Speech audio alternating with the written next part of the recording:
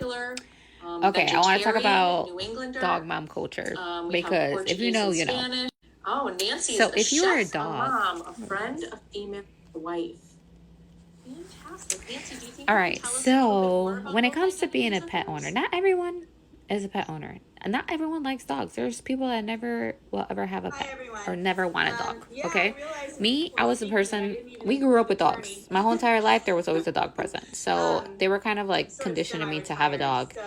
So, anyways, when it comes to being a dog owner, right, obviously there's responsibilities, but also depending on the type of dog you have has different types of response effort and like money effort and like a bunch of different variables that you have to kind of consider. And as someone that has grown up with Rottweilers, Pit Bulls, Chihuahuas, mixed breeds, Golden Doodles, I mean, we had a lot of different types of dogs. A Weimaraner, what else? That's enough right now. Oh, and not a Shih Tzu, a Yorkie and a Maltese mix. Okay, a Morkies. And also, I'm familiar with having a multiple dog household, so that's also another layer. But also, let's talk about one of the biggest things is the size of the dog. Depending on the size of the dog, is going to depend on a lot of different variables. If you have a small dog, they're gonna last forever, and they're mad low maintenance. Like my dad has Chihuahuas, little Binchers. Like I said, all these little dogs, they last forever.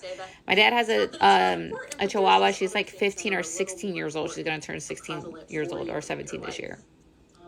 But my whole point is like you don't really have to worry like when you bring if you have to bring them to the vet. Like my dog, she was supposed to be 30 pounds and she does not shed. Okay, I needed a shedless dog because I had grown up with short-haired shedding dogs, but I also worked in a house that had long-haired dog sheds, and I was like, yeah, this is a big no-no. So little variables like that. Also cats, that's a whole nother discussion.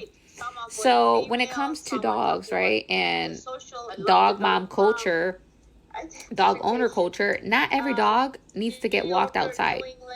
My dog does, because she ain't gonna shit and piss on the little weeby pads. My mom's dogs, oh yeah, she wipes them every single day every time they go pee pee.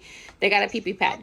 In the wintertime, she don't gotta worry about getting all bundled up to go outside because they go on a pee pee pad. Me, rain, sleet, snow, wind, hot, cold, freezing, below zero, she gotta go outside to piss and shit at least twice a day. Okay, so you see what I mean? You have responsibilities, and depending on the size of your dog and how you raise your dog, you're gonna put in the response effort because you took on those responsibilities. Another thing that you have to consider about being a dog mom and dog culture is my dog, she gets allergies. You know how much her shot is about $200 every month if she needs it every month, okay, because of her size. It's a lot cheaper when you have a smaller dog if they have allergies. Not only that, now you gotta be mindful of the food.